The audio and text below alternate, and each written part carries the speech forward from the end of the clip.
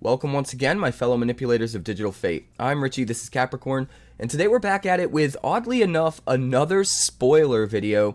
It seems like the infinite, never-ending spoiler season is in full swing now that there are 6 standard sets a year, but MagicCon just took place and they decided to drop the very first spoilers for Edge of Eternities, which is the next set that's coming out in just a couple months, and it's a sci-fi, sci-fantasy themed set, which is very, very different for Magic, so there are some interesting cards to get into. Before we do, I just want to point out, this video is coming out a couple days later than I would normally put it out because I was away at Origins Game Fair. I saw a lot of crazy stuff there, and I'm doing a recap video soon to let you guys know exactly what I've been up to and all of the shenanigans that took place at Origins, so look forward to that video coming soon. I am fresh off the plane coming back from that, and now I'm in catch-up mode trying to make sure I get all of this content out to you guys. And also, before we dive in, please like the video. It helps me get it out to more people, helps the channel grow, and subscribe if you're new. Tons of more spoiler content, deck tech content, and all sorts of crazy stuff on the way. But we're going to dive right in. We're going to start with the basic lands. They actually showed us all 5 of the basic lands, and they pointed out the fact that the borderless cards are actually borderless this time, like truly borderless, in a way that they've never been before, where the art just completely goes to the edges on these basics and looks kind of crazy. They wanted to just sort of really highlight the scale of a cosmic set and how big things are because of that. So they're even doing that with the basics here. We've got plains, and then we've got island. You can kind of see like a space station off in the distance. We've got swamp, what looks like another sort of space station above a planet or planetoid that looks kind of murky. And then we've got a mountain. You can see the spaceship just jetting by, again showing the scale of things. This looks like it's some kind of a meteorite, or maybe just a very volcanic planet, which makes sense. And then the final one here is forest, a lush tropical planet, and you can still see the scale with these interesting looking ships screeching by. So pretty cool. But we're going to move on, and we're going to look at one of the bonus sheet cards that they also unveiled. We'll get to the meat and potatoes of the standard legal cards just a little bit later. This is MUTAVAULT. MUTAVAULT is coming back. This won't be standard legal because it is a bonus sheet card, but this will still be legal in any formats that MUTAVAULT is legal in, and they're showing off the new sort of card style that they're using for their bonus sheets here, which I actually think looks really good. So you can see the top portion of the card still has that truly borderless feel to highlight the scope, but then on the bottom here they have this interesting frame that sort of looks like a galaxy map.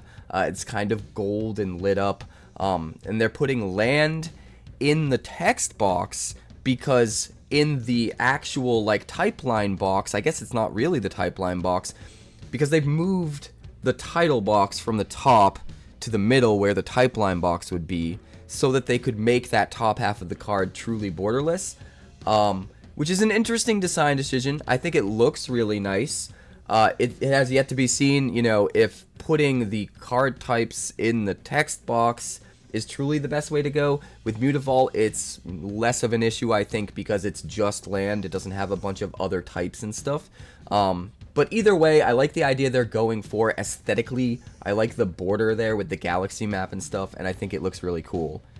But next up, we've got a couple of commander cards. We're just going to knock these out before we get into the meat and potatoes of the standard legal stuff.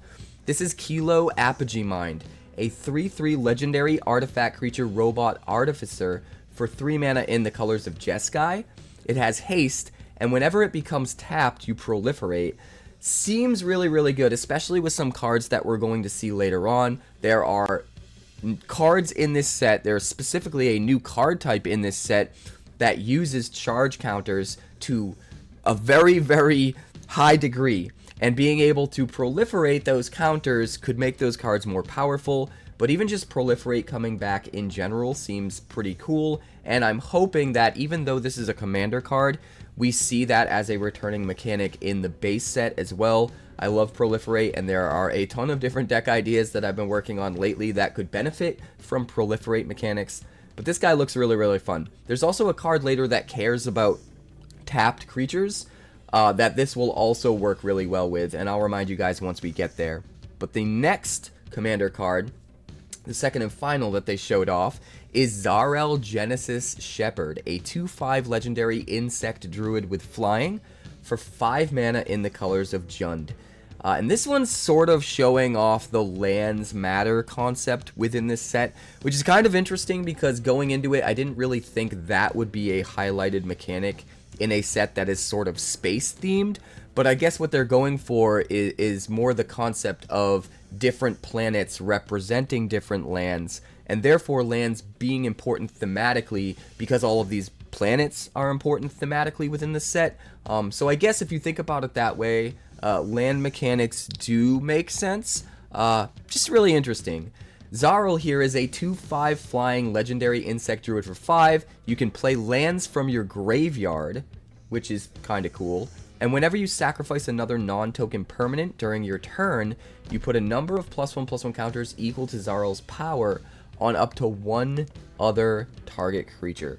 So you can sacrifice any non-token permanent to get counters. The counters care about Zarael's power, not what you're sacrificing, and you can target 1 creature to get those counters. Seems pretty cool. Seems like it might fit decently well with the new Genova card that we got in the Final Fantasy set. Put even more counters on Genova, get even more value off your things dying, and, you know, Genova draws you cards when your mutants die, so you kind of want something to die anyway. But there's also some other cards, one in particular in this set, that cares about you sacrificing stuff and can get you value off you sacrificing stuff. So, again, we're seeing ways in which these commander cards synergize with some of the standard legal cards they're going to show off later, because they're going to want you to still get the standard cards even if you just play commander, and still use those in your commander decks regardless. Just a shame that some of these mechanics, you know, can't be used in standard. That's always kind of the way I feel about the commander sets, though. Moving on, we've got our very first standard legal spoiler in the base set. This is Sammy Ship's Engineer, a 2/4 legendary human artificer for 4 mana in the colors of Boros, and they specifically pointed out during the unveiling of this card that he is sort of the signpost uncommon for the Boros color pairing in this set for limited. So what he does ties into the mechanics that are going to be prevalent in this color combination. And what he does is at the beginning of your end step, if you control 2 or more tapped creatures, you make a tapped 2/2 colorless robot artifact creature token. So we already saw the commander card that when it's tapped, it's going to proliferate. So that kind of ties into this, gives you even more value off of tapping things. What I think is really interesting is that this works really well, or it seemingly works really well, with the survival mechanic that we got in Duskmourn. So we have a bunch of creatures in Duskmourn that get you value if they're tapped at the start of your second main phase. And so you can obviously get that value off of attacking with things. You can obviously create value with this card in a similar fashion, and you could probably combine both of those mechanics in the same standard deck to just double down on the value you're getting from tapped creatures, which is pretty interesting, I think. It's also worth noting out that the token it gives you is tapped as well, and that's not necessarily a good thing, but at the same time, it could tie into other tapped creature synergies down the line, where maybe this is giving you something if you have 2 or more tapped creatures, but when you hit a certain threshold of tapped creatures, maybe you turn on some crazy ability on another card. So maybe that getting that final tapped robot, you know, then turns on some other crazier ability. There's a lot of design space there. And like I said before, I just think it's really cool that it can connect well with the survival mechanic from Duskmourn. I think that can create some really interesting decks in Standard, so I'm excited to see what happens. That being said, this is a very expensive card, and it's just uncommon, so will it actually see play in Standard? I don't know, but I guarantee some of these mechanics that care about the tapped creatures will make their way over there and probably be useful in a deck with survival. Next up, we've got Harmonious Grove Strider, another uncommon. It's got power and toughness equal to the number of lands you control. So again, tying into that land theme of like planets mattering, planets being lands, and lands mattering because of that. It costs 2 green and 3. It's a creature beast, and it also has Ward 2.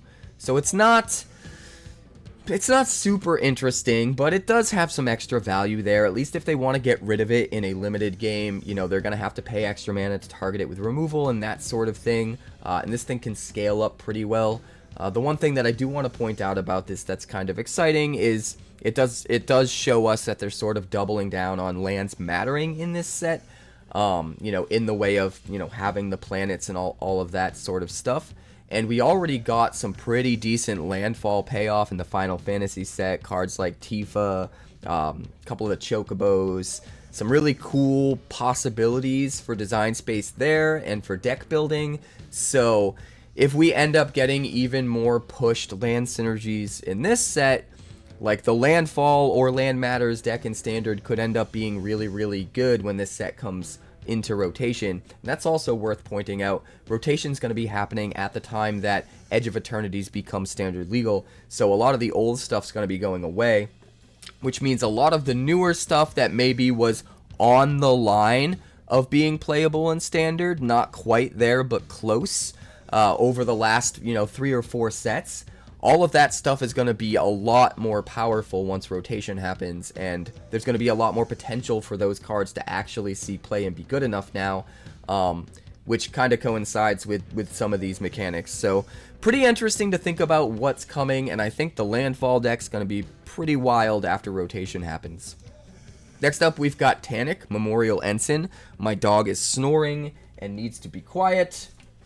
Pup, be quiet. Hey. Hey, you're a snorer. You're a snorer. You're snoring so much. You're snoring right into my microphone. Where were we? I love you. I love you. This is Tanic, Memorial Ensign, a 2/4 legendary Kavu pilot for 3 mana in the colors of Gruul. He has a landfall ability, speaking of lands. Whenever a land you control enters, he deals 1 damage to each opponent, and if it's the second time it resolves, you draw a card. Probably not good enough for Standard play. It's just a little more expensive than I'd like. We've already got the Vine Lasher that fills this slot kind of decently. It comes down for just 1, and if you do have 3 mana, you can Offspring it and get, you know, 2 damage for every landfall. That being said, it is a pretty decent body. It doesn't die to cut down, and it draws you cards every turn, so maybe, at the very least, I think this is going to be a very pivotal piece in the Gruul deck in Limited, which is probably going to revolve around Lands Matters and that sort of thing, and this will just gas you up every turn, which is pretty cool. Flavor-wise, it's cool to see Kavu come back. They took a very not science fiction race within the Magic IP and just turned it up to 11 and took it to the most sci-fi space you could take it. Which is really interesting. I think this is supposed to just represent like how a primitive species can evolve into a spacefaring species, which tends to be, you know, thematic in a lot of different sci-fi, especially space sci-fi type IPs. So I think they're just kind of trying to scratch that itch with a card like this, and specifically with Kavu, which I think is really cool. But next up, we've got our first rares, and that's the fact that they announced that the Shock lands are coming back. They didn't give us all 10, they gave us 5, and it's worth pointing out that they also didn't give us just like all of the allied color combinations or all of the enemy color combinations. They kind of gave us an even split, which I thought was really, really interesting. We still have 2 cards, 2 Shock lands that have each color in them. So green has 2 and blue has 2. The colors are evenly represented across all 5 Shocklands, but it's just kind of a random assortment when it comes to your allied color pairs or enemy color pairs, and I would assume we're going to get the other 5 in the future. But it'll be really interesting to see what this combination of 5 ends up making Standard look like after rotation, specifically because these lands work really, really well with the new Verge lands. And the one problem we've had with the Verge lands is the only lands that can turn on their second color right now are either lands that have to enter tapped or just basics, right? And for the first time, we're going to get a dual land that can come into play untapped and is still going to turn on your Verges. And I think that's going to matter to a very high degree. I think that's going to be huge. I think being able to make sure that you have a certain color on turn 1, like green for example, to play a Llanowar Elf, but still have access to, you know, 3 colors on turn 2 plus the mana from your Llanowar Elf, I think that's going to be really, really important. And I think that's going to be a key part of standard deck building once rotation happens. So you guys should absolutely keep that in mind. But we're getting Breeding Pool right off the bat. We're also getting Godless Shrine, so this is an enemy color as well, white and black.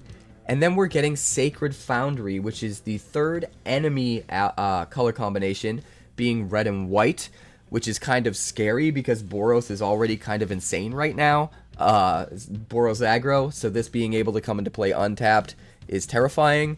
But then we move on to allied color pairs. We have the Gruul Stomping Ground, and then we also finally have Watery Grave, which is Dimir. And the art looks pretty cool, pretty thematic. You see a fleet of ships having a huge space battle above this like murky, swampy, islandy type of planet that looks like a ship graveyard. Just makes sense thematically for Watery Grave, which I think is really cool. But we're going to move on to the more exciting cards that were spoiled, the rares and mythics that are in the base set, the standard legal set. The first of which is the Seriema, a 5/5 legendary artifact spacecraft for 2 white and 1. Yes, spacecraft is a new card type. It's kind of like vehicle, but it's different. And we'll go over that in just a minute. But first of all, right off the cuff, when the Seriema enters, you search your library for a legendary creature card, reveal it, put it into your hand, and then shuffle. And it's worth pointing out right now at this point that they updated the rules for Commander so that legendary vehicles and legendary spacecraft could be used as your commander now moving forward. Basically, anything that's legendary that has a power and toughness box can be your commander, which is really interesting. I don't know if that's good or bad yet. I'm assuming off the cuff that it's good because it opens up just more deck building potential for people. I don't really think there's a way to break it, but obviously we'll have to wait and see how it pans out when people play with it enough. But this card in particular, since you can use it as your commander and use it to tutor up any legendary, seems really interesting in Commander. It's a tutor you have access to in your opening hand, basically. And get whatever you want. So you could now put together a really interesting legendary toolbox deck in Commander. And the more I think about that, I probably want to do that. That just sounds super fun. But you can search up any legendary when you play it, and then it has the Station ability. Station is similar to Crew, but with a very, very different spin, different quirk to it. You tap other creatures you control to essentially crew it like you normally would, except instead of crewing it, it puts charge counters on it equal to the power of that creature. So, if you tap a 4/3, you'll put 4 charge counters on the Seriema. You'll be stationing it for 4. And then, when you hit a certain threshold of charge counters, it just turns into a creature forever. In this case, you can see that it's a 7+. As soon as it has 7 or more charge counters on it, it's just a creature, and it's a creature forever. So, it's if you view it like kind of like Crew 7, it looks like it's weaker than vehicles because it takes a lot longer to be able to crew it. But at the same time, you can split up your crew costs,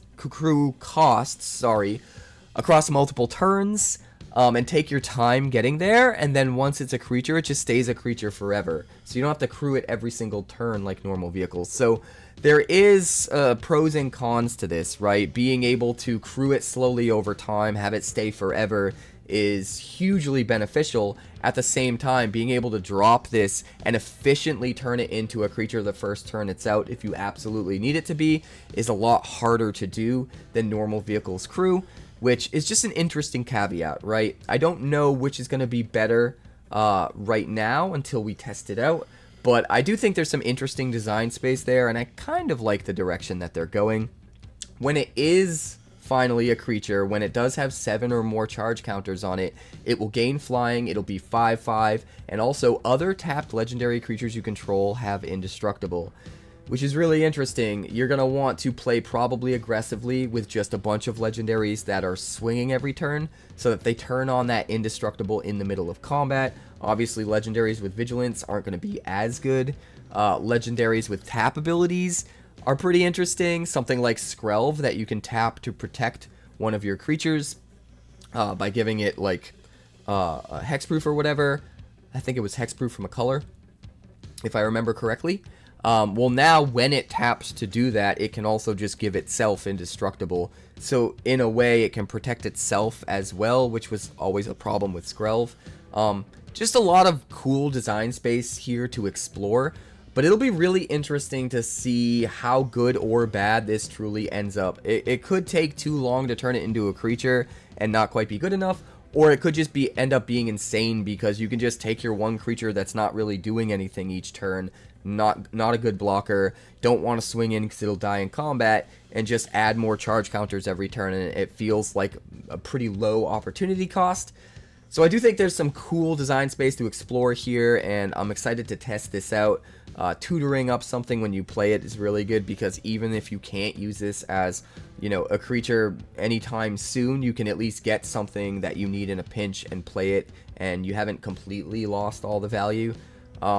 Just a lot to like and a lot to explore about this card. And it's also worth pointing out that earlier when we saw the card that proliferates, this is one of the reasons why we're seeing that card exist, because once you get some charge counters on, any proliferating are just going to increase the charge counters without actually needing to station other creatures, without needing to tap more things. You could eventually get to that 7+ threshold through a little bit of proliferating and not need to tap any more creatures, which is also really interesting. And I hope that there's a lot of opportunities to explore that design space. I hope there are a bunch of proliferate cards coming in this set, because I think it could be really interesting, especially if we have a decent number of these spacecraft to just really go ham with, really experiment with. So a lot of cool stuff to take into account. It's going to be hard to know exactly where it lands until we have a better idea of the set as, you know, as a whole set in its entirety. But even just now, there's a lot of potential, and that's pretty exciting.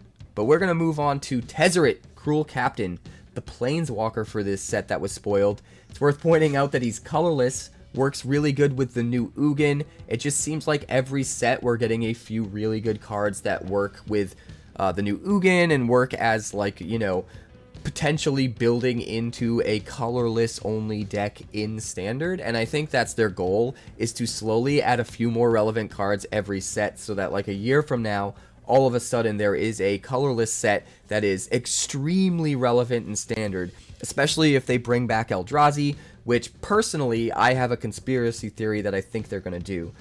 With Bolas now free from the meditation plane, and this set taking place, or sorry, not the meditation plane, the prison realm, right? Prison realm. And this set taking place, you know, in the edges of the edge of eternities in space and stuff, and we know that Emrakul's in the moon.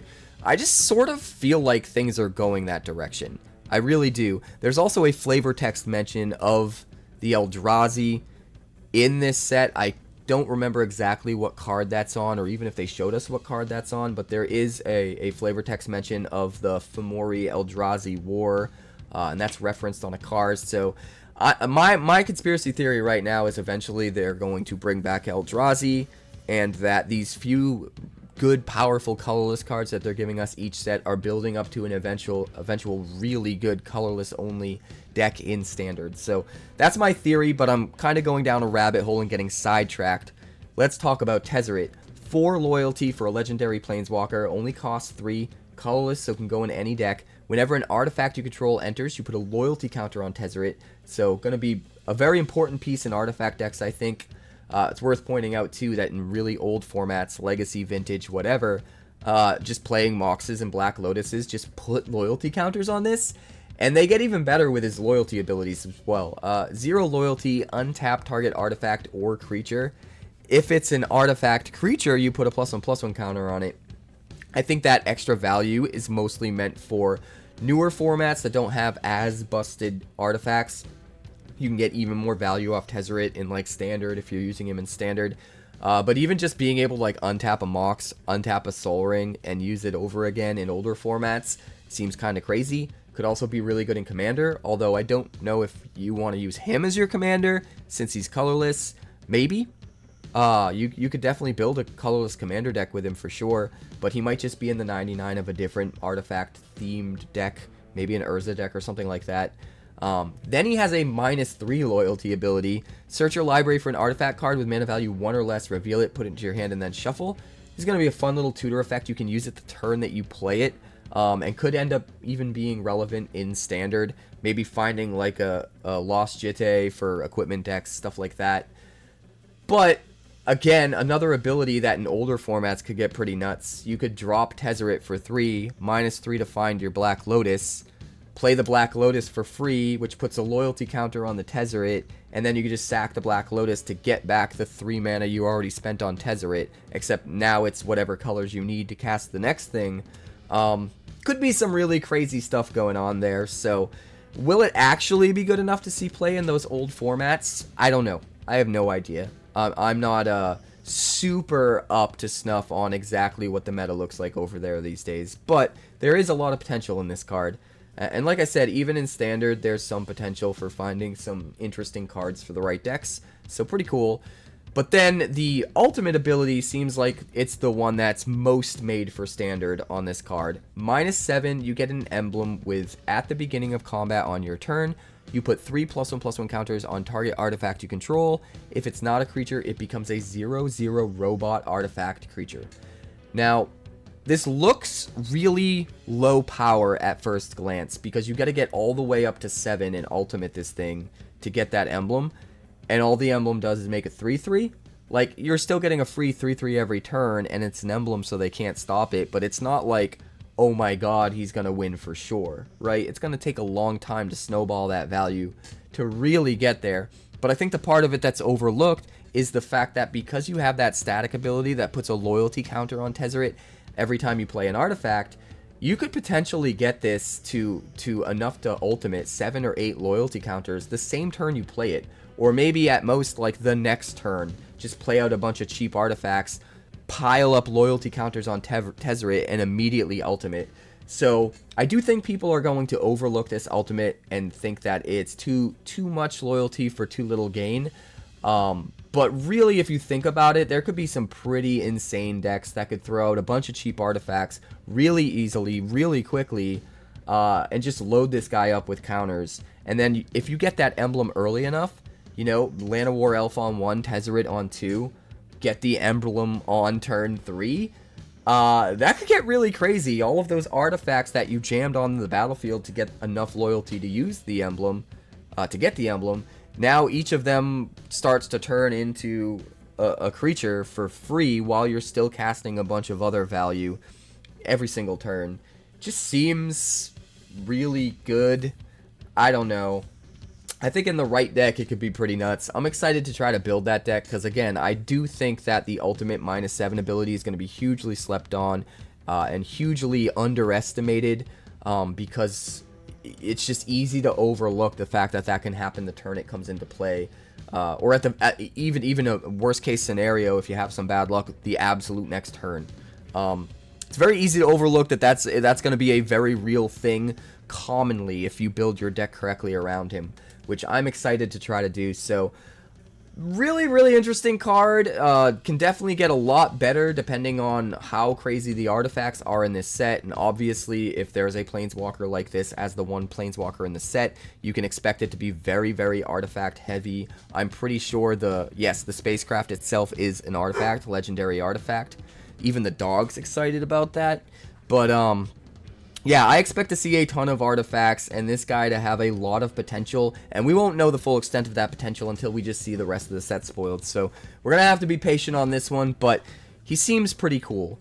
And that brings us to our last card that we have to spoil, the very first mythic spoiled for this set, and that's Sothera the Supervoid, a legendary enchantment for 2 black and 2.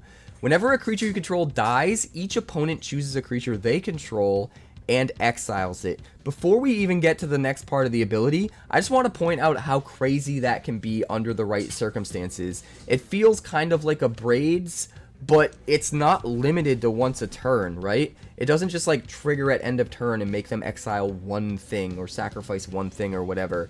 Every single time a creature you control dies, they have to exile a creature they control. That is nuts, man. In a way, you can use this like a sweeper. Like, you don't want to play this early and try to get a little value here and there, because of the second ability, which makes that a little hard, which you should probably talk about before I get too in-depth with what I'd like to do with this card. So the second ability here is, at the beginning of your end step, if a player controls no creatures, you sacrifice 𝑇𝑒𝑟𝑟𝑎 and then put a creature card exiled with it onto the battlefield under your control with 2 additional +1/+1 counters. So every time you lose a creature, they have to exile one, and then when they run out of creatures, this thing gets sacrificed and you get their best creature that you exiled with counters on it, so it's an even better version of that best creature. So pros and cons to that: it gives you a free win condition, which is nice. The problem is if you play this card too early, you end up hitting like 1 creature maybe, and then it sacrifices, and then it's not around to get more value, which then it just sort of becomes a control magic, right? In fact, control magic costs 2 blue and 2, so it's sort of very comparable to control magic with an extra step. You know, you play this, you kill their thing, that the only thing they have, end of turn, you get it, and this goes away. So it can be a control magic with an extra step if they've only got 1 thing on the board, but it can also be this insane value engine where you can use it as a sweeper. Like if they have a whole bunch of stuff on the board and you're in some kind of a sacrifice deck and you have a way to sacrifice however many creatures you need, especially if you have a way to do it without spending mana, you sort of play this like it's a sweeper. You play it like it's a damnation almost. You play it and then you start to sacrifice each of your creatures, and you sacrifice as many creatures as you need to wipe their board, except they're exiled. They don't get death triggers. They don't get to get things back from the graveyard. They're just gone. And then at end of turn, 𝑇𝑒𝑟𝑟𝑎 goes away, and you get the best creature back with counters. So you can try to use it as a sweeper if you don't jump the gun and drop it too early, and you kind of save it in your hand.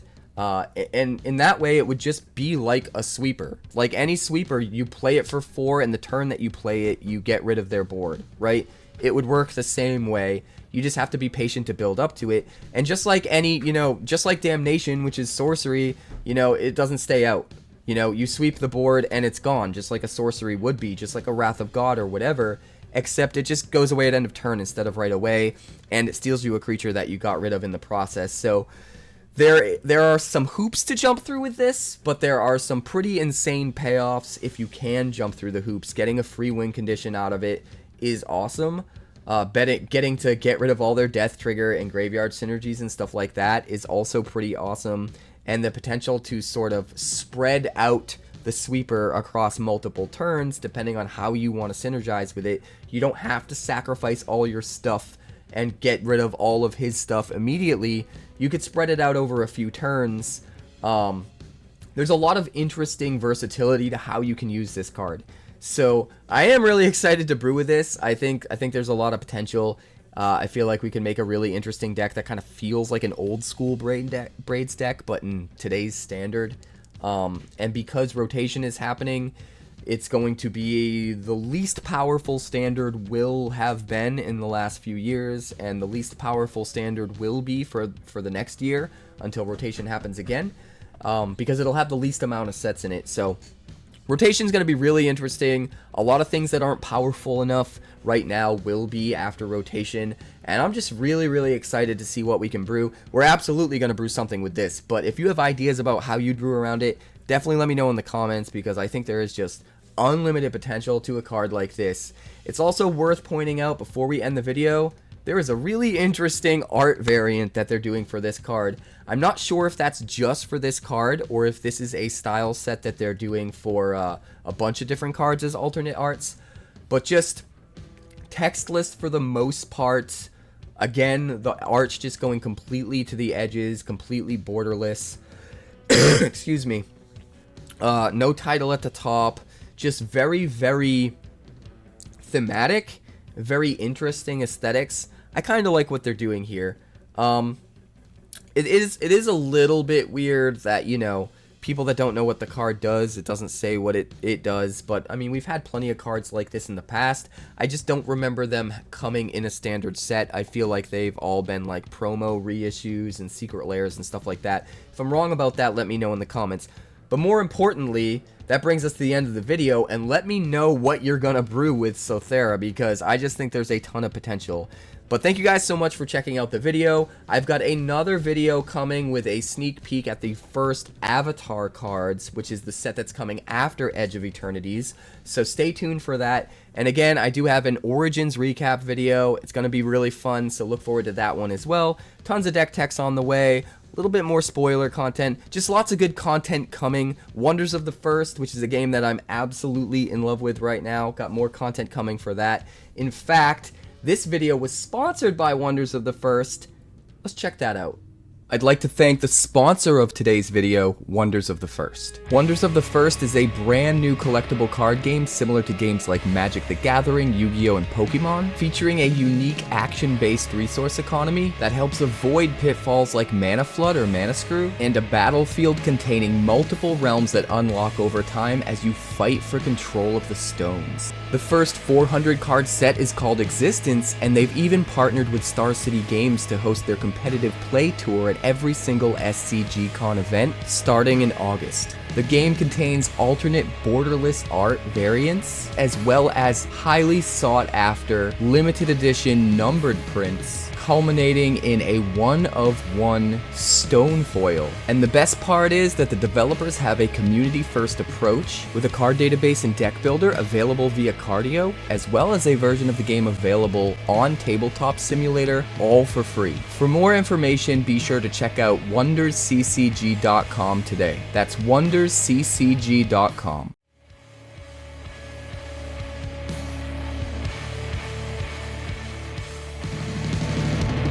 Thanks so much for checking out my channel. I'd like to give a huge shout out to all of my patrons over at Patreon. Without you guys, this channel would not be possible, so honestly, thank you from the bottom of my heart for all of your contributions. If you haven't yet, like and subscribe. The more likes we get and the quicker we get them, the bigger this channel will grow and the faster it will grow. I'd love nothing more than this channel to become something very special for you guys, but it's entirely up to you how fast that happens. Also, if you'd like more deck techs, that's somewhere over there. And if you'd like to see what else the channel's been up to lately, that's somewhere up that way. Also, subscribe, circle below, do all the things.